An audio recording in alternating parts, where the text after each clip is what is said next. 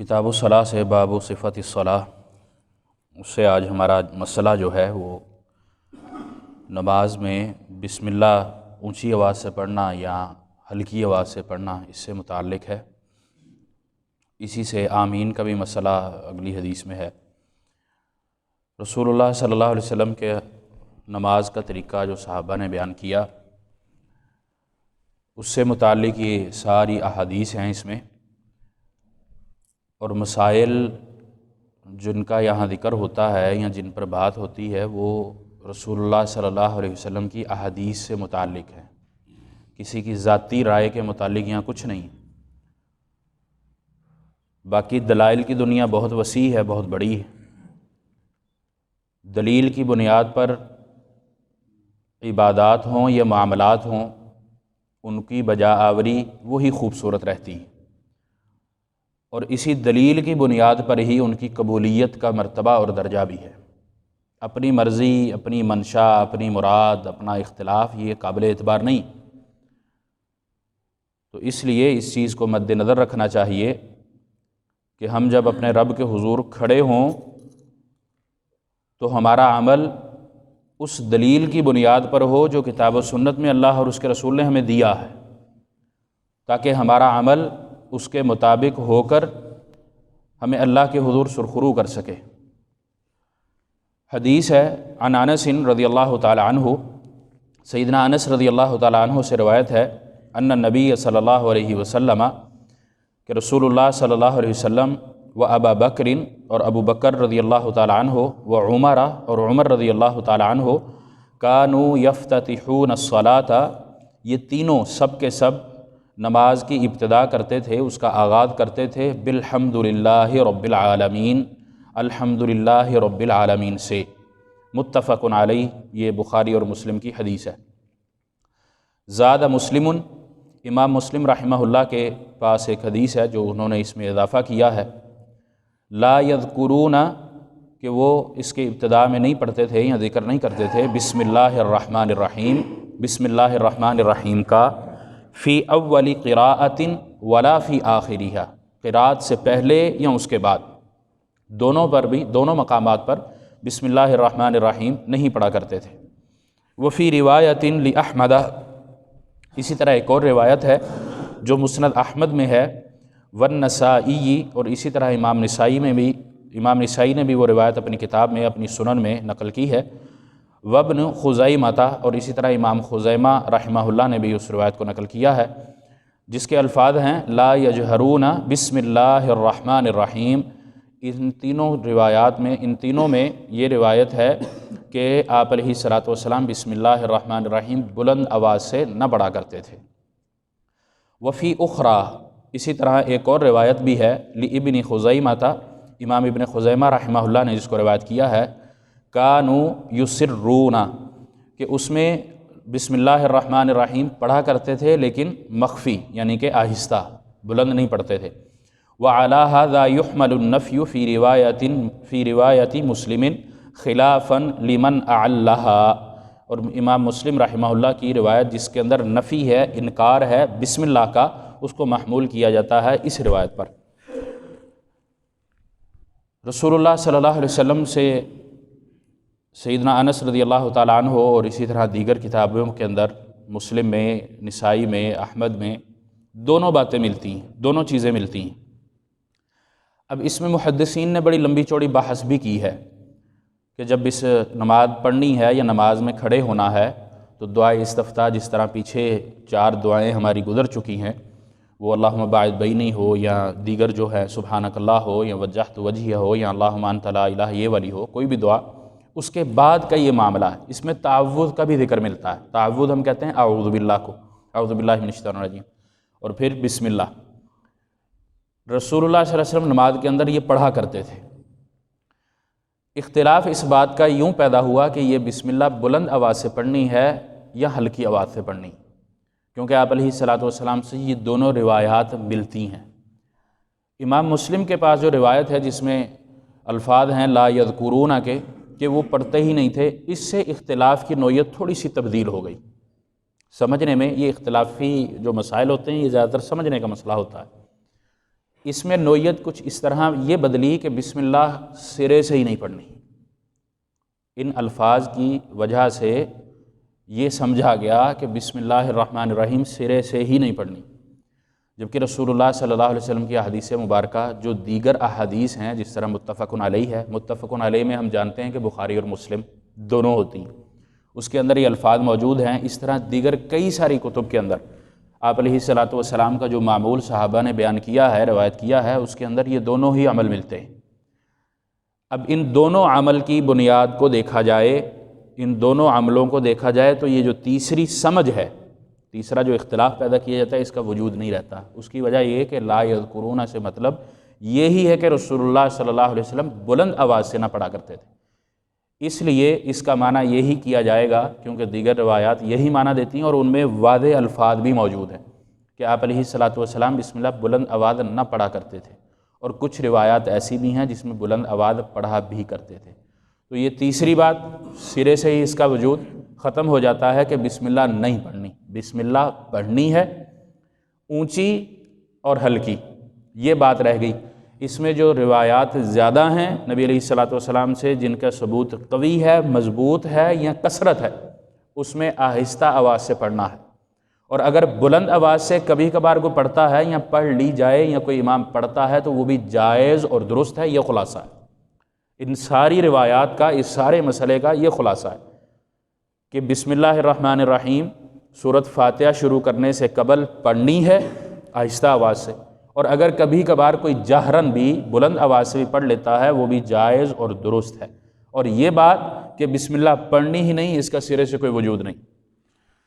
اگلی حدیث ہے رسول اللہ صلی اللہ علیہ وسلم، یہ تفصیل تحفۃ الاحوذی میں اگر کوئی دیکھنا چاہے تو وہ دیکھ سکتا ہے، اس میں یہ تفصیلاً زیادہ ذکر ہے۔ اسی طرح امام اوزائی رحمہ اللہ نے بھی اس پر لمبی چوڑی بحث کی ہے، میں نے یہ بالکل خلاصہ اس پوری بحث کا آپ کے سامنے رکھا۔ رسول اللہ صلی اللہ علیہ وسلم کی دوسری جو حدیث ہے، عن نعیم، سیدنا نعیم رضی اللہ تعالیٰ عنہ روایت کرتے ہیں، المجمری، مجمر کہتے ہیں خوشبو لگانے والے کو، اور یہ ان کے نام کے ساتھ جو نسبت ہے وہ اسی وجہ سے ہی ہوئی ہے۔ سیدنا عمر رضی اللہ تعالیٰ عنہ، یہ تابعی ہیں، صحابی نہیں، سیدنا عمر رضی اللہ تعالیٰ عنہ کے دور میں ان کے حکم میں مسجد میں خوشبو لگایا کرتے تھے، اس وقت بہت اہتمام کیا جاتا تھا۔ آج بھی ہم عرب میں دیکھتے ہیں کہ وہ ایک دھونی سی دیتے ہیں عود کی لکڑی ڈال کے، وہ خوشبو کے لیے، تاکہ اسمیل نہ ہو لوگوں کے پسینے کی۔ جیسے آج کل سردیاں ہیں، میں نے پچھلے ہفتے ذکر بھی کیا تھا کہ جرابوں کے حوالے سے ہمیں محتاط رہنا چاہیے۔ ہمارے ہاں قالین ہیں تو ان میں بھی یہ اسمیل سرایت کر جاتی، تو اس حوالے سے وہ خوشبو کا بہت زیادہ اہتمام ہوا کرتا تھا پچھلے زمانے میں بھی، رسول اللہ صلی اللہ علیہ وسلم کے دور میں بھی اور آپ کے صحابہ کے دور میں بھی۔ تو یہ سیدنا عمر رضی اللہ تعالیٰ عنہ کے دور میں مسجد کو معطر کیا کرتے تھے، اس نسبت سے یہ مجمر کہلائے رضی اللہ تعالیٰ عنہ رحمہ اللہ، تابعی ہیں یہ۔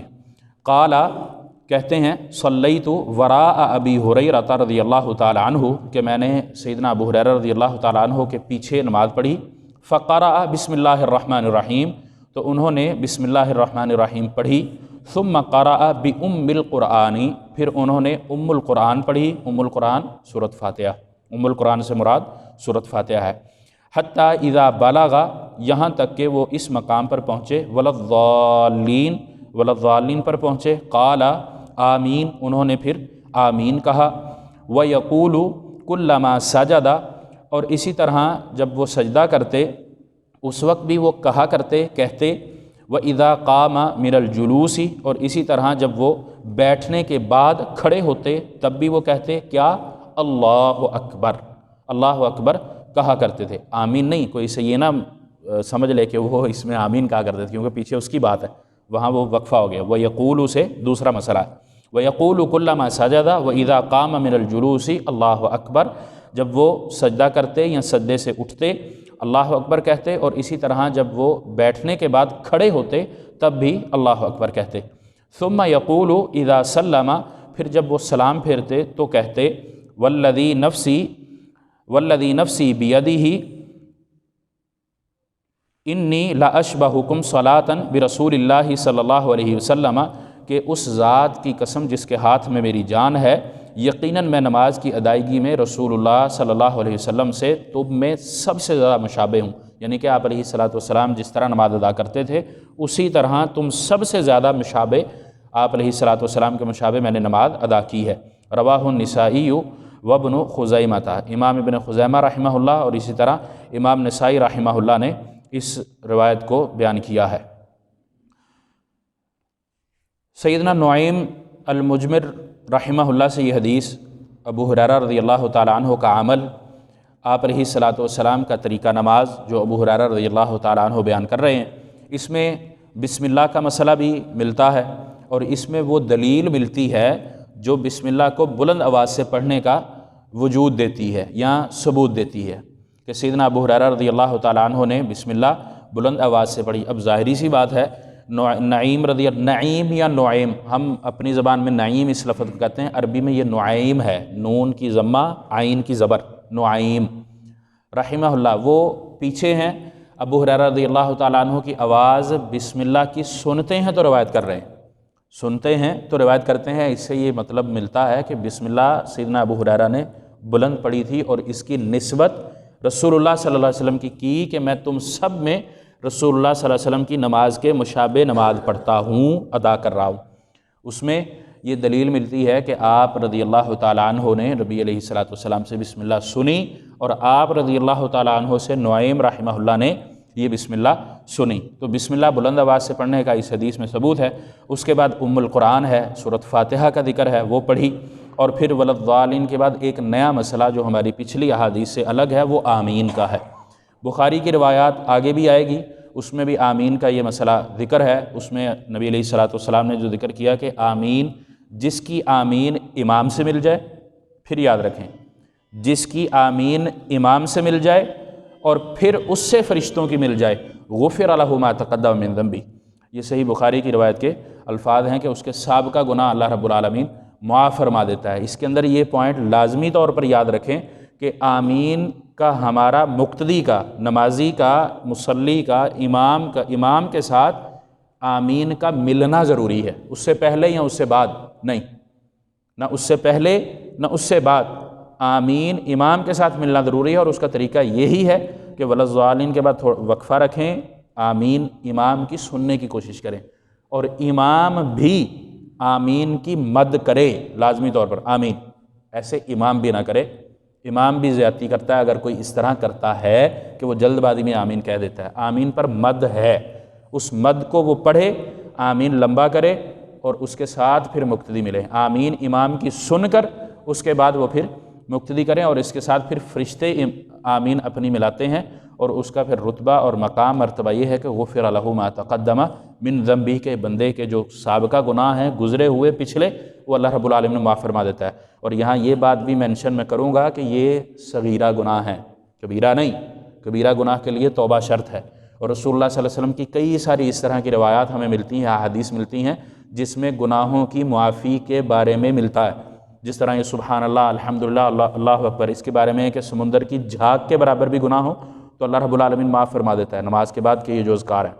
अब ये कौन से सगीरा हैं, कबीरा नहीं। वुज़ू जो अच्छे तरीके से करता है उसके बारे में भी यही कि उसके गुनाह सगीरा, इससे भी सगीरा है, उसके गुनाह झड़ जाते हैं, मुँह धोता है, कुल्ली करता है, नाक में पानी डालता है, हाथ धोता है, बाजू पैर, इसके ये गुनाह अल्लाह रब्बुल आलमीन धो देता है। उसके अंदर भी ये सगीरा ही हैं। कबीरा के लिए तौबा ये ज़रूरी है। तो इसमें आमीन का एक मसला है, वो भी वादे हो जाता है कि नबी अलैहिस्सलातु वस्सलाम से आमीन सहाबा ने सुनी, सहाबा ने सुनकर आगे बयान की, ताबईन ने उनसे सुनी और ये ताबी नुआइम जो इस हदीस को बयान करने वाले। इसी तरह तीसरा मसला इसमें अल्लाहु अकबर का है, यानी कि सजदा करना, सजदे से उठना, और ये बैठ कर उठने का जो मसला है ये 2 रकत के बाद वाला है। तीसरी के लिए जब खड़े होते तो उस वक्त भी वो अल्लाहु अकबर कहा करते थे, अल्लाह रब्बुल आलमीन की तस्बीह बयान करते हुए, तकबीर बयान करते हुए उठा करते थे। सुम्मा यक़ूलु इज़ा सल्लम, सलाम फेरने के बाद सैयदना अबू हुरैरा रज़ियल्लाहु ताला अन्हु ने फिर अपनी इस नमाज के बारे में तारुफ़ करवाया, बताया, और ये अल्फाज कसम के हैं। वल्लज़ी नफ़्सी बियदी, रसूलुल्लाह सल्लल्लाहु अलैहि वसल्लम से भी ये अल्फाज की अदायगी कुतुब हदीस में कसरत से मिलती। वल्लज़ी नफ़्सी बियदी, जिसके हाथ में मेरी जान है, कसम है उस रब की, रब ही है हमें पैदा करने वाला अल्लाह रब्बुल आलमीन है, हमारी जान अल्लाह के हाथ में। इसका मतलब ये है कि अल्लाह की कसम, मुख्तसर अल्फाज में वल्लज़ी नफ़्सी बियदी, अल्लाह की कसम। तो ये अल्लाह की कसम सहाबी वैसे भी बयान करे तो हमें एतबार है, बतौर मुसलमान हमें सहाबी पर एतबार है और ताबी पर भी एतबार है।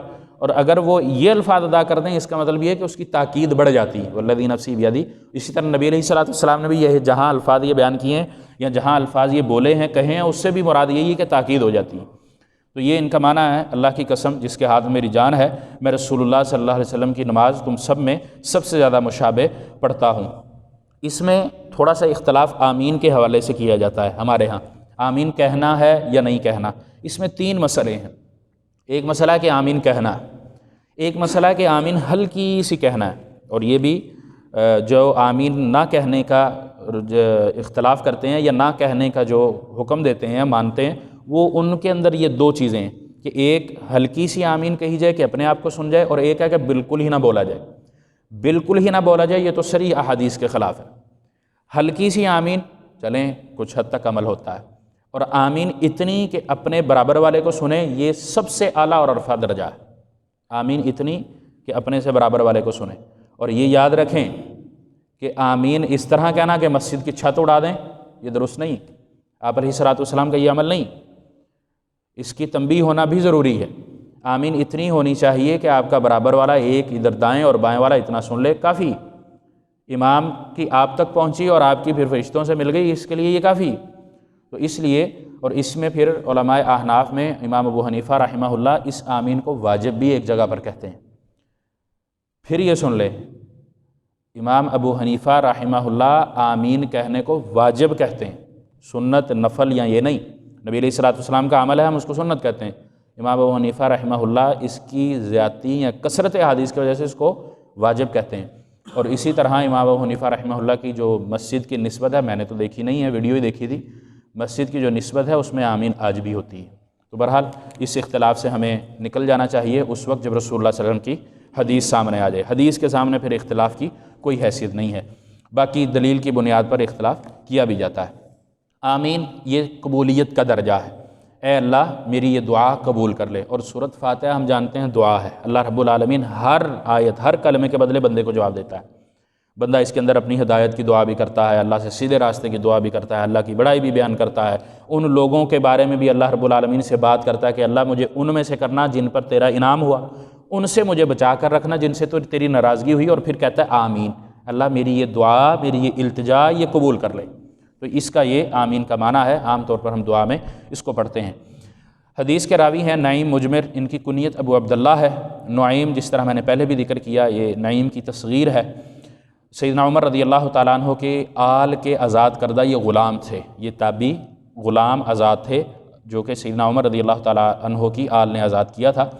سیدنا عمر رضی اللہ تعالیٰ عنہ کے حکم کی تعمیل کرتے ہوئے ہی یہ میں نے پہلے تعارف کروایا کہ جمعہ کی دوپہر کے بعد مسجد نبوی کو یہ خوشبو کی دھنی دیا کرتے تھے، معطر کیا کرتے تھے، اور اس وجہ سے ان کا یہ نام، ان کی نسبت کہہ لیں یا لقب کہہ لیں، بعض لوگ اس کو تخلص بھی کہتے ہیں کہ مجمر پھر خوشبو کی دھنی دینے والا، یہ ان کا نام مشہور ہو گیا تھا۔ تابعی ہیں، امام نسائی، امام ابن معین اور دیگر کئی سارے محدثین نے ان کو ثقہ قرار دیا ہے۔